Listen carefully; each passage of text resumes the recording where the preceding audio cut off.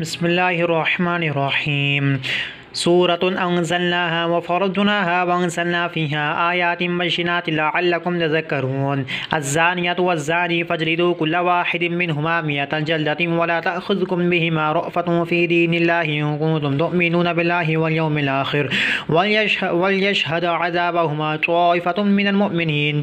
الزاني لا ينكح إلا زانية أو مشركة والزانية لا ينكحها إلا زان أو مشرك وحرم ذلك على المؤمنين. والذين يرمون المحصنات ثم لم يأتوا بأربعة شهداء فاجلدوهم 80 جلدة ولا تقبلوا لهم شهادة أبدا وأولئك هم الفاسقون إلا الذين تابوا من بعد ذلك وأصلحوا فإن الله غفور رحيم.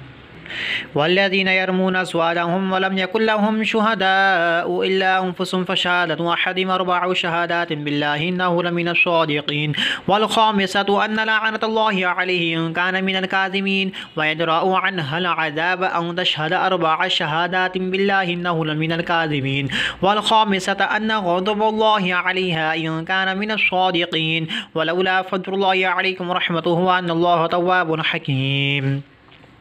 إن الذين جاءوا بالإفك عصبة منكم لا تحسبوه شر لكم بل هو خير لكم لكل امرئ منهم ما اكتسب من الإثم والذي تولى كبره منهم له عذاب عظيم.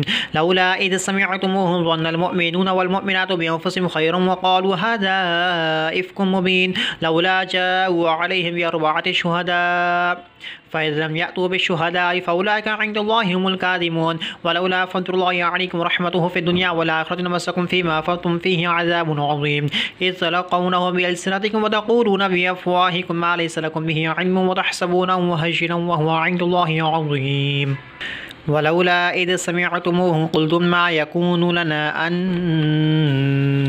أن نتكلم بهذا سبحانك هذا بهتان عظيم يعظكم الله أن تعودوا لمثله أبدا إن كنتم مؤمنين ويبين الله لكم الآيات والله عليم حكيم. إن الذين يحبون أن تشيع الفاحشة في الذين آمنوا لهم عذاب أليم في الدنيا والآخرة والله يعلم وأنتم لا تعلمون. ولولا فضل الله عليكم ورحمته وأن الله رؤوف رحيم. صدق الله العظيم.